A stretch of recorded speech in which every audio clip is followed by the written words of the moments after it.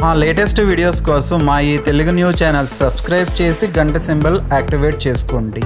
ఈ నెల 28న శ్రావణ పౌర్ణమి రాబోతుంది. ఈరోజే రాఖీ పండుగను జరుపుకుంటారు.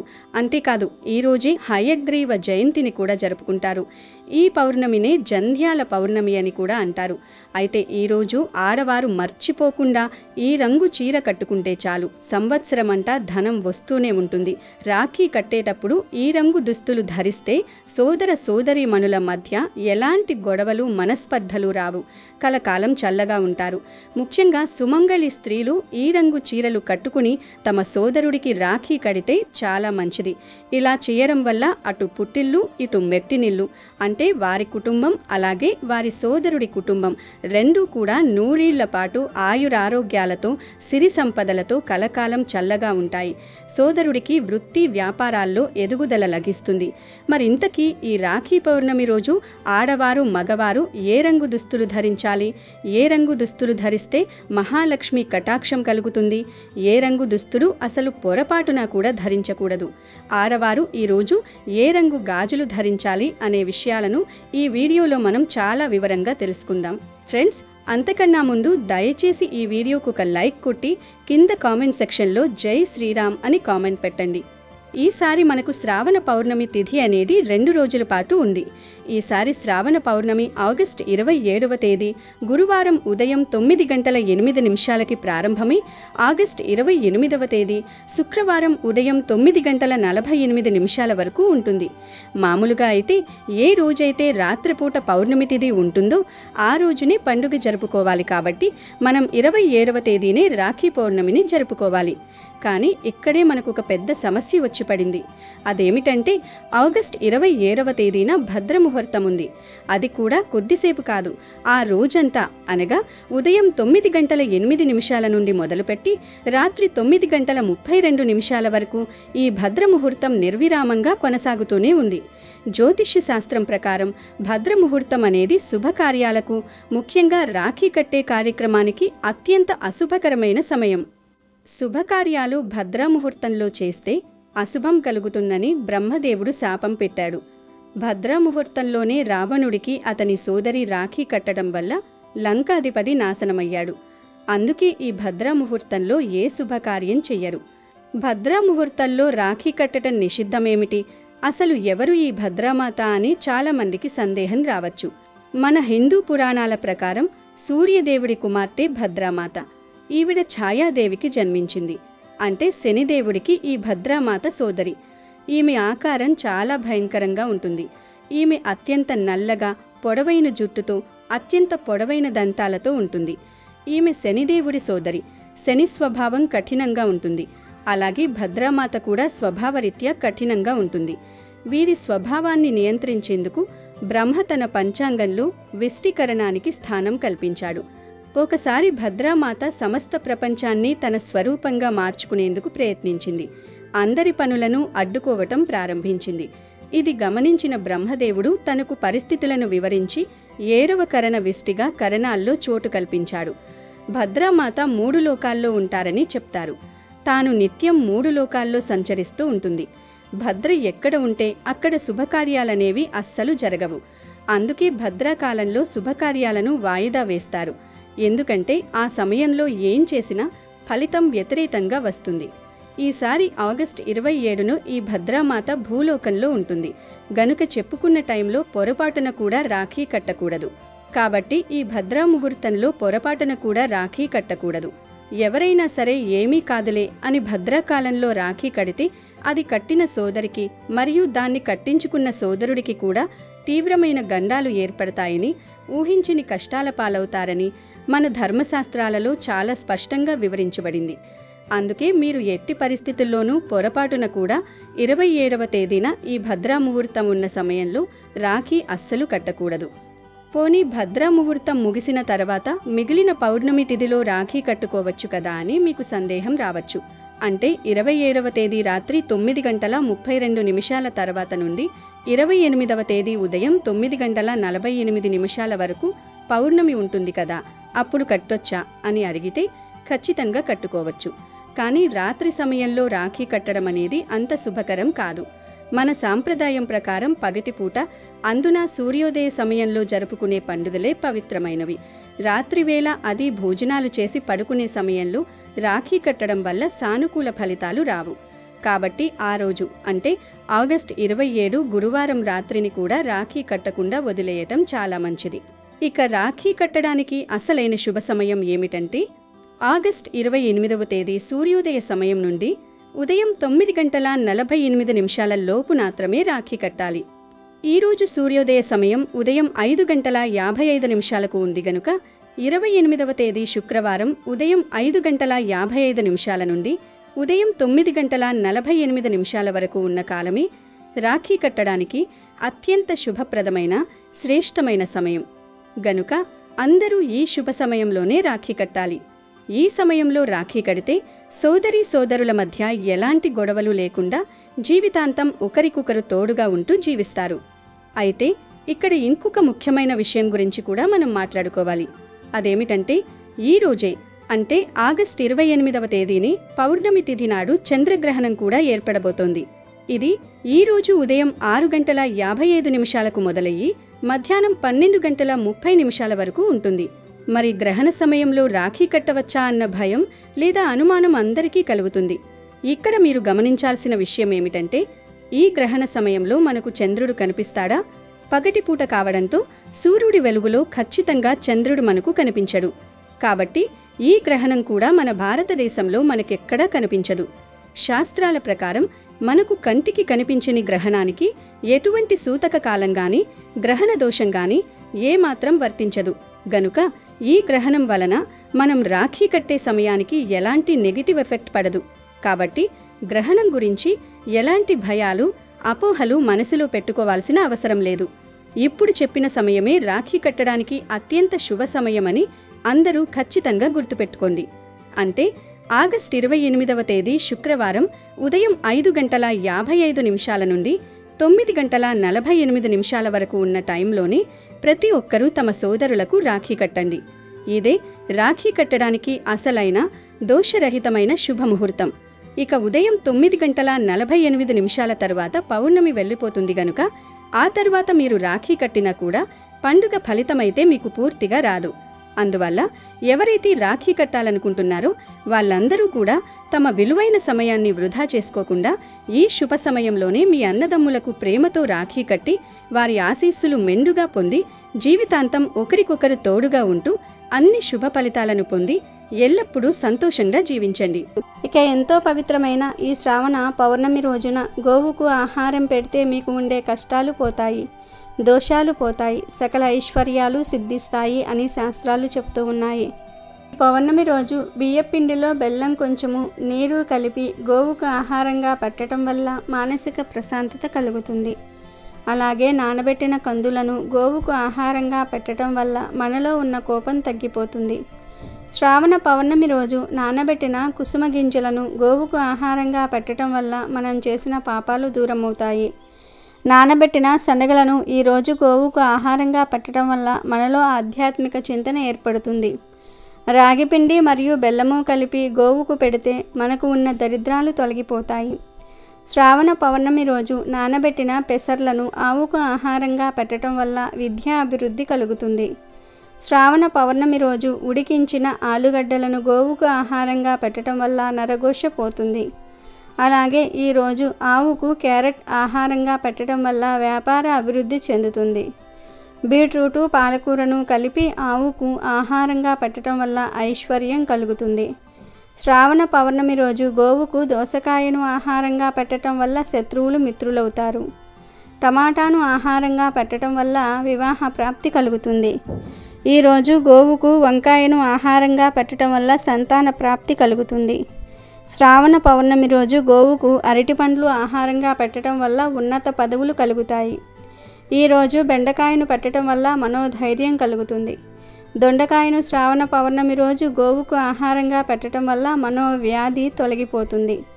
ఇలా శ్రావణ పౌర్ణమి రోజు ఆయా పదార్థాలను భక్తితో గోవులకు సమర్పించుకుంటే మీకు ఉన్న సమస్యలు సులభంగా పోతాయి. తరతరాలకు తరగని ఐశ్వర్యం వస్తుంది. సకల దేవతల అనుగ్రహం కలుగుతుంది. కష్టాలన్నీ కూడా పోతాయి. ఇక ఏమాత్రం ఆలస్యం చేయకుండా అసలు విషయంలోకి వస్తే, ఈరోజు అంటే రాఖీ పౌర్ణమి రోజున రాఖీ కట్టే సోదరీమణులు, అలాగే సోదరి ద్వారా రాఖీ కట్టించుకునే సోదరులు అందరూ కూడా తప్పనిసరిగా ఎరుపు రంగు దుస్తులు కానీ లేదా పసుపు రంగు దుస్తులు కానీ ధరించాలి. అవును, మీరు విన్నది నిజమే. ఎరుపు పసుపు రంగులు అత్యంత పవిత్రమైనవిగా, అత్యంత మంగళకరమైనవిగా పరిగణించబడతాయి. ఎరుపు రంగు సాక్షాత్తు దుర్గాదేవికి, లక్ష్మీదేవికి ఎంతో ఇష్టమైన రంగు. అలాగే పసుపు రంగు సాక్షాత్తు శ్రీ మహావిష్ణువుకి, లక్ష్మీదేవికి ఇష్టమైన రంగు. ఈ రాఖీ పండుగ రోజున ఆడవారు మగవారు ఎవరైనా సరే ఈ రంగు దుస్తులు ధరిస్తే వారి బంధం కలకాలం ఎంతో చల్లగా ఉంటుంది. అన్నా చెల్లెళ్ల మధ్య ఎలాంటి మనస్పర్ధలు రావు. ఒకవేళ అంతకు ముందేవైనా చిన్న చిన్న గొడవలు ఉన్నా అవి సమసిపోయి వారి మధ్య ప్రేమ మరింత బలపడుతుంది. అంతేకాకుండా ఈ రంగు దుస్తులు ధరించడం వల్ల అనంతమైన ధనలాభం కలుగుతుంది. ఏ పని మొదలుపెట్టినా అద్భుతంగా కలిసి వస్తుంది. చీరలు కట్టుకునే ఆడవారు ఎరుపు లేదా పసుపు రంగు చీరలు కట్టుకోవాలి. పట్టు చీరలు కట్టుకుంటే ఇంకా మంచిది. అలాగే డ్రెస్సులు వేసుకునేవారు కూడా ఎరుపు లేదా పసుపు రంగు డ్రెస్సులు వేసుకోవాలి. కేవలం ఆడవారే కాకుండా మగవారు, ఇంట్లో ఉండే చిన్నపిల్లలు, వయసులో ఉన్న పెద్దవాళ్ళు, ఇలా అందరూ కూడా ఈ ఎరుపు లేదా పసుపు రంగు దుస్తులనే ధరించడానికి ప్రయత్నించాలి. ఇలా ధరిస్తే ఆ ఇంట్లో లక్ష్మీ కటాక్షం నిండుగా కలుగుతుంది. అష్ట ఐశ్వర్యాలు సిద్ధిస్తాయి. ముఖ్యంగా పెళ్ళైన సుమంగళి ఆడవారు ఈరోజు ఈ 2 రంగులలో ఏదో ఒక రంగులో ఉండే చీరను కట్టుకొని తమ సోదరుడికి రాఖీ కడితే చాలా మంచిది. దీనివల్ల వారి జీవితంలో ధనం, ఐశ్వర్యం అన్నీ అప్రయత్నంగా కలిసి వస్తాయి. ఈ ఎరుపు రంగు శక్తికి, విజయానికి సంకేతం కాగా, పసుపు రంగు జ్ఞానానికి, శుభానికి ప్రతీక. ఈ రంగులు మనలోని సానుకూల శక్తిని అంటే పాజిటివ్ ఎనర్జీని అమాంతం పెంచుతాయి. అలాగే మన చుట్టూ ఉన్న వాతావరణాన్ని ఎంతో ప్రశాంతంగా, పవిత్రంగా మారుస్తాయి. కాబట్టి రాఖీ కట్టే శుభ సమయంలో ఈ రంగు దుస్తులు ధరించడం వల్ల ఆ రక్షాబంధనానికి మరింత దైవిక శక్తి చేకూరుతుంది. అయితే ఇక్కడ అందరూ ఖచ్చితంగా ఒక ముఖ్యమైన విషయం గుర్తుపెట్టుకోవాలి. అదేమిటంటే ఈ రాఖీ పౌర్ణమి రోజున పొరపాటును కూడా ఎవ్వరూ నల్లటి రంగు దుస్తులు ధరించకూడదు. అవును, మగవారు కానివ్వండి, ఆడవారు కానివ్వండి, ఎవ్వరూ కూడా నలుపు రంగు దుస్తులు అస్సలు వేసుకోకూడదు. ఈ రోజుల్లో చాలామంది ఫ్యాషన్ కోసం, ట్రెండ్ కోసం నలుపు రంగు బట్టలు వేసుకుంటే లుక్ బాగా వస్తుందని, ఫోటోలు బాగా వస్తాయని భావించి నలుపు రంగు బట్టలు ఎక్కువగా వేస్తూ ఉంటారు. కానీ శుభకార్యాలలో, పండుగ దినాలలో, దైవ కార్యాలలో నలుపు రంగును అత్యంత అశుభంగా భావిస్తారు. రాఖీ పౌర్ణమి లాంటి అత్యంత పవిత్రమైన రోజున నలుపు రంగు దుస్తులు వేసుకొని రాఖీ కడితే లేదా కట్టించుకుంటే సోదర సోదరీమణుల మధ్య లేనిపోని గొడవలు వస్తాయి. వారి మధ్య ఉన్న అనురాగం, ఆప్యాయత తగ్గిపోయి అకారణంగా దూరం పెరిగే అవకాశం ఉంటుంది. నలుపు రంగు ప్రతికూల శక్తికి అంటే నెగిటివ్ ఎనర్జీకి సులభంగా ఆకర్షితమవుతుంది. కాబట్టి ఆ రంగును పండుగ రోజున పూర్తిగా దూరం పెట్టడం అందరికీ శ్రేయస్కరం. మీ అన్నా చెల్లెళ్ల బంధం కలకాలం సంతోషంగా సాగాలంటే నలుపు రంగు బట్టలను పొరపాటును కూడా ధరించవద్దు. ఇకపోతే ఈ పండుగ రోజున ఆడవారు వేసుకునే గాజుల విషయానికి వస్తే, చేతికి నిండుగా రంగురంగుల గాజులు వేసుకోవడం మన సంప్రదాయంలో సుమంగళికి ప్రతిరూపం. గాజులు లేని చేతులతో ఏ శుభకార్యం చేయకూడదు. రాఖీ పౌర్ణమి రోజున ఆడవారు ముఖ్యంగా పింక్ రంగు గాజులు లేదా రెడ్ రంగు గాజులు, ఈ 2 రంగులలో ఏదో ఒక రంగులో ఉండే గాజులను తప్పనిసరిగా వేసుకోవాలి. ఆడవారి చేతుల గాజుల గలగల ఇంటికి ఎంతో శోభను, కళను తెస్తాయి. గులాబీ, ఎరుపు రంగు గాజులు అమ్మవారికి ఎంతో ప్రీతికరం. ఆడవారు ఈ రంగు గాజులు వేసుకుని తమ చేతుల మీదుగా రాఖీ కడితే లక్ష్మీదేవి అనుగ్రహం పూర్తి స్థాయిలో వారి కుటుంబంపై కలుగుతుంది. తద్వారా సకల ఐశ్వర్యాలు సిద్ధిస్తాయి. ఆ గాజుల సవ్వడికి ఇంట్లోకి సిరి సంపదలు నడుచుకుంటూ వస్తాయి. కాబట్టి ఈ రాఖీ పౌర్ణమి రోజున ఆడవారు అందంగా ఎరుపు లేదా పసుపు రంగు చీరలు కట్టుకుని చేతులకు అందమైన ఎరుపు లేదా గులాబీ రంగు గాజులు నిండుగా వేసుకుని మీ సోదరుడికి నుదుటన తిలకం దిద్ది రాఖీ కట్టి మీ అన్నా చెల్లెల బంధాన్ని మరింత బలోపేతం చేసుకోండి. ఈ విధంగా చేయడం వల్ల మీ జీవితంలో సంతోషం, సంపద, ఆరోగ్యం ఎప్పుడూ వెల్లివిరుస్తాయి. ఆ శ్రీ మహాలక్ష్మి కటాక్షం మీ ఇరు కుటుంబాలపై ఎల్లప్పుడూ చల్లగా ఉంటుంది. హిందువులకు శ్రావణ మాసం చాలా ప్రత్యేకమైనది. అత్యంత శుభప్రదంగా భావించే ఈ నెల ఆధ్యాత్మిక కార్యక్రమాలు, వివాహాది శుభకార్యాలతో ఎంతో సందడిగా ఉంటుంది. శ్రావణ మాసమంతా పవిత్రమైనదిగా భావించినప్పటికీ ఆ నెలలో వచ్చే పౌర్ణమిని మాత్రం మరింత గొప్పదిగా భావిస్తారు. ఆ రోజు ఆలయాలకు వెళ్ళి అమ్మవారిని దర్శించి సకల సౌభాగ్యాలు ప్రసాదించాలని కోరుకుంటారు. శ్రావణ పౌర్ణమి రోజే హయగ్రీవ జయంతిని కూడా జరుపుకుంటారు. శ్రావణ పౌర్ణమిని జంధ్యాల పౌర్ణమి అని కూడా అంటారు. అన్నా చెల్లెళ్ళ అనుబంధానికి ప్రతీకగా నిలిచే రాఖీ పండుగను కూడా శ్రావణ పౌర్ణమి రోజే జరుపుకుంటూ ఉంటారు. రాఖీ అంటే రక్షాబంధనం, అన్నా చెల్లెళ్ళ ప్రేమ బంధం. శ్రావణ పౌర్ణమి నాడు జరుపుకునే రాఖీ పండుగ సోదర ప్రేమకు సంకేతం. ఈరోజు అక్క లేదా చెల్లెలు సోదరుని చేతికి రాఖీ కట్టి 10 కాలాల పాటు చల్లగా ఉండాలని మనసారా కోరుకుంటుంది. తమ సుఖాన్ని, సంతోషాన్ని కోరుకునే సోదరిపై సహజంగానే అన్నదమ్ములకు ఆత్మీయత బలపడుతుంది. ఆమెను జీవితాంతం రక్షించడానికి, కంటికి రెప్పలా కాపాడడానికి సిద్ధంగా ఉంటారు. సోదర సోదరీమణులు అత్యంత పవిత్రంగా వారి బాంధవ్యం కలకాలం నిలవాలని జరుపుకునే పండుగ రాఖీ పౌర్ణమి. అన్నకు చెల్లి అండగా, చెల్లికి అన్న తోడుగా జీవితాంతం ఉంటామని భరోసా ఇచ్చే పండుగ. అన్న చెల్లెళ్ళు, అక్క తమ్ముళ్ళ మధ్య ప్రేమానురాగాలకు ప్రతీకగా జరుపుకునే పండుగనే రాఖీ పండుగ అని పిలుస్తారు. రాఖీ పౌర్ణమిని బలేవా అని కూడా పిలుస్తారు. బలేవా అంటే బలిరాజు భక్తి అని అర్థం. దీని వెనుక ఒక కథ కూడా ఉంటుంది. ఆ కథ ప్రకారం బలి చక్రవర్తి విష్ణు భక్తుడు. తన అపరిమిత భక్తితో ఒకసారి బలి చక్రవర్తి విష్ణుమూర్తిని తన వద్దే ఉంచుకున్నాడు. దాంతో వైకుంఠం వెలవెలపోయింది. లక్ష్మీదేవి బాగా ఆలోచించి రాఖీ పౌర్ణమి రోజున బలి చక్రవర్తికి రాఖీ కట్టింది. అప్పుడు బలి భాతృ ప్రేమతో ఏం కావాలమ్మా అని అభిమానంగా అడిగాడు.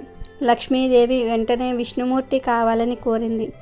లక్ష్మీదేవిని చెల్లెలిగా భావించిన బలి చక్రవర్తి మనస్సు కరిగిపోయింది. దాంతో బలి సర్వం త్యాగం చేసి లక్ష్మీదేవితో విష్ణుమూర్తిని వెంట తీసుకుని వెళ్ళమన్నాడు. అలాగే మహాభారతం ప్రకారం ద్రౌపదికి వస్త్రాపహరణం సమయంలో మహారాజ్యాధిపతి అయిన తండ్రి ద్రుపదరాజు కానీ, దండులైనటువంటి 5 భర్తలు కానీ గుర్తు రాలేదు. తనను ఆదుకునేవాడు కృష్ణుడే అనుకుంది. ఆర్తిగా, నిస్సహాయంగా శ్రీకృష్ణుణ్ణి ప్రార్థించింది. కృష్ణుడు ఆ క్షణంలో ద్రౌపదికి తరగని వస్త్రాన్ని ప్రసాదించి అవమానం నుండి తప్పించాడు. ఇతిహాసాల ప్రకారం ద్రౌపది శ్రీకృష్ణుడికి చెల్లెలు. వీరిద్దరి అనుబంధం అత్యంత అందంగా కనిపిస్తుంది. శిశుపాలుణ్ణి శిక్షించే సమయంలో సుదర్శన చక్రాన్ని ప్రయోగించిన కృష్ణుణ్ణి చూపుడు వేలుకు రక్తం ధారగా కారుతుంది. అది గమనించిన ద్రౌపది తన పట్టుచీర కొంగును అతని వేలుకు చుడుతుంది. దానికి కృతజ్ఞతగా ఎల్లవేళలా తనకు అండగా ఉంటానని శ్రీకృష్ణుడు ద్రౌపదికి హామీ ఇస్తాడు. అందుకు ప్రతీకగా దుశ్శాసనుడి నుండి ఆమెను కాపాడుతాడు. అలా కూడా రాఖీ పండుగ ఆవిర్భవించింది అని మరికొందరు చెప్తూ ఉంటారు. శ్రావణ పౌర్ణమి లేదా రాఖీ పూర్ణిమ రోజున అక్క చెల్లెళ్ళు తమ అన్నదమ్ముల ముఖాన తిలకందిద్ది చేతికి ప్రేమగా రాఖీ కట్టి మిఠాయి తినిపిస్తారు. సోదరులు తమ శక్తి కొద్దీ కానుక ఇస్తారు. ఒకరికొకరు స్వీట్లు తినిపించుకున్నాక అందరూ కలిసి విందు భోజనం చేస్తారు. మొదట్లో రాఖీని హిందువులు, సిక్కులు మాత్రమే జరుపుకునేవారు. అలాగే అమ్మాయిలు తమ సొంత అన్నదమ్ములకు మాత్రమే రాఖీ కట్టుకునేవారు. కానీ ఈ సాంప్రదాయం ఇప్పుడు దేశంలో అన్ని మతాలకు పాకింది. అలాగే సొంత వారికే కాకుండా తమ ఇష్టాన్ని బట్టి అన్నదమ్ముల వరుసయ్యే వారికి కూడా రాఖీ కడుతూ ఉన్నారు. చుట్టరికంలోనేగాక బంధుమిత్రుల పిల్లలు, పక్కింటి వారు, స్నేహితులు ఇలా ఎవరికైనా సరే రాఖీ కట్టవచ్చు. రాఖీ కట్టేటప్పుడు కట్టేవాళ్ళు కానీ కట్టించుకునే వాళ్ళు కానీ ఒక శ్లోకం చదువుకుంటే సంవత్సరం పాటు అద్భుతంగా విష్ణుమూర్తి శక్తి మిమ్మల్ని కాపాడుతుంది. మరి ఆ శ్లోకం ఏమిటంటే, తేనబద్ధో బలిరాజా దానవేంద్రో మహాబల తేనత్వ మభి బధ్నామి రక్షామాచల మాచల. ఈ శ్లోకం అర్థమేమిటంటే, బలిచక్రవర్తి అనే గొప్ప రాజు ఉండేవాడు. ఆయన గొప్ప ధాత. ఆయన దగ్గరకు విష్ణుమూర్తి వామన రూపంలో వెళ్ళి 3 అడుగుల స్థలాన్ని దానమడిగి వామన రూపంలో బలిచక్రవర్తిని పాతాళానికి తొక్కేస్తాడు. అలా వామన రూపంలో బలిచక్రవర్తిని పాతాళానికి తొక్కేసినటువంటి ఆ శక్తి మొత్తం కూడా రక్షా రూపంలో కడుతున్నాను. ఈ శక్తి సంవత్సరం పాటు మనల్ని రక్షించాలి, స్థిరంగా మనల్ని కాపాడాలి అని చెప్పటమే ఈ శ్లోకంలోని అర్థం. కాబట్టి రాఖీ కట్టినప్పుడు తప్పక ఈ శ్లోకం చదువుకోండి. ఒకవేళ ఈ శ్లోకం చదవటం వీలు కాకపోతే రాఖీ కట్టేటప్పుడు ఓం వామన రూపాయ మహావిష్ణవే నమః అనే మాటను అనుకుంటూ రాఖీ కట్టండి. ఈ పౌర్ణమి రోజు ఇంట్లోని స్త్రీలు కన్నీరు పెట్టకూడదు. అలాగే ఈ పౌర్ణమి రోజు పచ్చి ఉల్లిపాయను అస్సలు తినకూడదు. చెట్లను విరవటము, నరకటము వంటి పనులు కూడా చేయకూడదు. ఈ శ్రావణ పౌర్ణమి రోజు ఎవరికీ అప్పులు ఇవ్వకూడదు, అప్పులు చేయకూడదు. శ్రావణ మాసం మొత్తం కూడా రక్షణకు సంబంధించిన వ్యవహారం నడుస్తుంది. అందుకే ఈ శ్రావణ మాసంలో రక్షాబంధనం జరుపుకుంటూ ఉంటాం. ఈ రక్షాబంధన్ రోజు మీ చెల్లెలు కానీ అక్క కానీ రాఖీ కట్టాక బహుమతిగా ఇవ్వాలనుకుంటే ఏదైనా చిన్న బంగారు వస్తువును ఇవ్వండి. మొదటి ప్రాధాన్యత బంగారానికే ఇవ్వాలి. తర్వాత ధనం ఇవ్వవచ్చు, లేదా వస్త్రాలు ఇవ్వవచ్చు, అంటే చీర పెట్టవచ్చు. ఇలా మీ స్తోమతను బట్టి బంగారం కానీ, డబ్బులు కానీ, లేదా చీర కానీ ఇవ్వాలి. కానీ పొరపాటున కూడా వెండి లేదా వెండి వస్తువులు అంటే వెండి కుంకుమ భరిణ, వెండి పట్టీలు, వెండి గ్లాసులు, వెండి ప్లేట్లు ఇలాంటివేమీ కూడా ఇవ్వకూడదు. తెలియక వెండి వస్తువులు ఇస్తే సోదర సోదరీమణుల మధ్య విభేదాలు వస్తాయి. మంచిది కాదు, అరిష్టం. కనుక ఓపిక ఉన్నవారు బంగారం ఇవ్వండి, లేదా ధనం ఇవ్వండి, లేదా పసుపు కుంకుమ పెట్టి చీర కొని ఇవ్వండి. చీర కొనే స్తోమత కూడా లేకపోతే జాకెట్ ముక్క పెట్టి పసుపు కుంకుమ ఇవ్వండి చాలు. ఆ చీరల్లో కూడా నలుపు, నీలం రంగులో ఉండే చీరలు కానీ, జాకెట్ ముక్కలు కానీ ఇవ్వకూడదు. అంచు ఉన్న చీర మాత్రమే కొని ఇవ్వండి. ఎందుకంటే అంచు ఉన్న వస్త్రం ఇస్తే ఇచ్చిన వారికి మరియు తీసుకున్న వారికి ఇద్దరికీ కూడా ఆయుష్ కలుగుతుంది. అలాగే చీరను ఇచ్చేటప్పుడు ఎడమ భుజం మీద కండువా వేసుకొని ఇవ్వండి. ఎడమ భుజం మీద కండువా లేకుండా ఎప్పుడూ కూడా వస్త్రదానం చేయకూడదు. కాబట్టి రాఖీ పౌర్ణమి రోజు వెండి వస్తువులను, నల్ల రంగు బట్టలను, నీలారంగు బట్టలను ఎట్టి పరిస్థితుల్లో కూడా బహుమతిగా ఇవ్వవద్దు. అందరూ ఈ విషయాన్ని గుర్తుంచుకొని జాగ్రత్త పడండి. దేశవ్యాప్తంగా చాలా ఘనంగా రాఖీ పౌర్ణమి జరుపుకుంటూ ఉంటారు. ఒకప్పుడు ఉత్తర పశ్చిమ భారతదేశాలలోని ప్రజలు మాత్రమే అపురూపంగా జరుపుకునే ఈ పండుగను ఇప్పుడు దేశవ్యాప్తంగా ప్రతి ఒక్కరూ జరుపుకుంటున్నారు. సోదరి తన సోదరుడికి రాఖీ కట్టి ఎప్పుడూ అన్న తనకు రక్షగా, తాను అన్నకు అండగా ఉండాలని కోరుకుంటుంది. సోదరి కట్టిన రక్షాబంధనాన్ని స్వీకరించిన అన్న తానెప్పుడూ చెల్లెలికి రక్షగా ఉంటానని రక్షాబంధనం ద్వారా తెలియజేస్తాడు. అసలు ఈ రక్షాబంధనం ఎలా ప్రారంభమైందో ఒకసారి చూసుకుంటే, పూర్వం దేవతలకు రాక్షసులకు మధ్య పుష్కరకాలం యుద్ధం సాగింది. ఆ యుద్ధంలో ఓడిపోయిన దేవతల రాజు దేవేంద్రుడు తన పరివారాన్నంతా కూడా కూడగట్టుకుని అమరావతిలో తలదాచుకున్నాడు. భర్త నిస్సహాయతను చూసి ఇంద్రానికి వెంటనే ఒక ఉపాయం వస్తుంది. రాక్షసరాజు అమరావతిని దిగ్బంధనం చేస్తున్నాడని తెలుసుకుని భర్త దేవేంద్రుడికి యుద్ధం చేయడానికి ఉత్సాహాన్ని కల్పిస్తుంది. సరిగ్గా ఆ రోజు శ్రావణ పూర్ణిమ కావటంతో పార్వతీ పరమేశ్వరులను, లక్ష్మీ నారాయణులను పూజించి కుడి చేతికి రక్షణ తాడును కడుతుంది. అది గమనించిన దేవతలు అందరూ వారు పూజించిన రక్షణను తీసుకొని వచ్చి ఇంద్రుడికి కట్టగా, సమరంలో గెలిచిన ఇంద్రుడు చివరికి తిరిగి త్రిలోకాధిపత్యం పొందుతాడు. అలా ప్రారంభించిన ఆ రక్షాబంధనం ఈరోజు రాఖీగా ఆచారమైందని పురాణాలు చెప్తూ ఉన్నాయి. రాఖీ పండుగ వెనుక పురాణాలలో మరో కథ కూడా ఉంది. గణనాథుడు గణేశుడికి సిద్ధి, బుద్ధి అనే 2 భార్యలు ఉన్నారనే విషయం తెలిసిందే. వీరిద్దరే కాకుండా వినాయకుడికి తుష్టి, పుష్టి, స్త్రీ అనే మరో 3 భార్యలున్నారని పురాణ కథలు చెప్తూ ఉన్నాయి. ఇదిలా ఉంటే వినాయకుడికి 2 పుత్రులున్నారు. వారి పేర్లు శుభం, లాభం. వీరికి సోదరి లేదు. ఒకసారి రక్షాబంధన్ రోజున గణపతి చెల్లెలు వచ్చి ఆయనకు రాఖీ కట్టింది.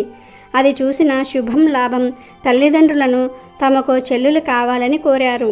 తమ కుమారుల కోరిక తీర్చాలనుకున్న వినాయకుడు తన సంకల్పంతో తన నేత్రాలతో ఓ జ్యోతిని సృష్టించాడు. ఆ జ్యోతి బాలిక రూపం ధరించింది. ఆ బాలికే సంతోషి మాట. తర్వాత గణేష పుత్రులైన శుభానికి, లాభానికి రాఖీ కట్టింది. అలా వినాయకుడి పుత్రులకు విశేషమైన సంతోషం కలిగించింది కాబట్టి ఆమెకి సంతోషి మాత అని పేరు వచ్చిందని శాస్త్రాలు చెప్తూ ఉన్నాయి. రక్షాబంధన్ వేడుకలు వేద యుగంలో ప్రారంభమైన కానీ ఈ సాంప్రదాయాన్ని దేశంలో సోదర సోదరీమణులు ఇప్పటికీ అనుసరిస్తూ ఉన్నారు. మహాభారతంలో కూడా రక్షాబంధనం గురించి వివరించటం జరిగింది. ఒకసారి ధర్మరాజు శ్రీకృష్ణుని రక్షాబంధన విశేషాల గురించి అడిగినప్పుడు శ్రీకృష్ణుడు రాఖీ వివరాల గురించి ఇలా వివరించాడు. ఓ ధర్మరాజా, రక్షాబంధనాన్ని ఒక్కసారి కట్టుకుంటే ఇక ఆ సంవత్సరమంతా భూత ప్రేత పిశాచ బాధలు దుష్టశక్తుల బాధలు ఉండవని, అనారోగ్యాలు అశుభాలు ఏమాత్రం దరిచేరవని శ్రీకృష్ణుడు చెప్పాడు. శ్రావణ పౌర్ణమి రోజే హయగ్రీవ జయంతిని కూడా జరుపుకుంటారు. యుగ యుగాలలో లోక పాలనకై ధర్మ సంస్థాపనకై విష్ణువు అనేక అవతారాలను దాల్చాడు. వాటిల్లో హయగ్రీవ అవతారం ఒకటి. పూర్వం హయగ్రీవుడు అనే రాక్షసుడు ఉండేవాడు. గుర్రం తలను కలిగిన హయగ్రీవుడు బ్రహ్మదేవుడి గురించి కఠోర తపస్సు చేశాడు. తన ఆకారంతో ఉన్న వారి చేతిలో మాత్రమే తనకు మరణం సంభవించేలాగా వరాన్ని పొందాడు. ఆ వర గర్వంతో హయగ్రీవుడు సాధు సత్పురుషులను హింసించసాగాడు. దీంతో దేవతలంతా ఆది దంపతులను శరణు వేడారు. యోగ నిద్రలో ఉన్న విష్ణువును మేలుకొల్పితే ఆయనే హయగ్రీవుని సంహరిస్తాడని పార్వతీదేవి వారితో చెప్పింది. మహావిష్ణువు తన విల్లు చివరి భాగాన్ని గడ్డం కింద పెట్టుకుని నిద్రిస్తున్నాడు. ఆయనను మేల్కొల్పటం కోసం శివుడు చేత పురుగుగా మారి వింటితాడును తెంపాడు. వింటితాడు తెగిన కారణంగా విల్లు పైకి దన్నటంతో శ్రీ మహావిష్ణువు తల శరీరం నుంచి వేరైపోయింది.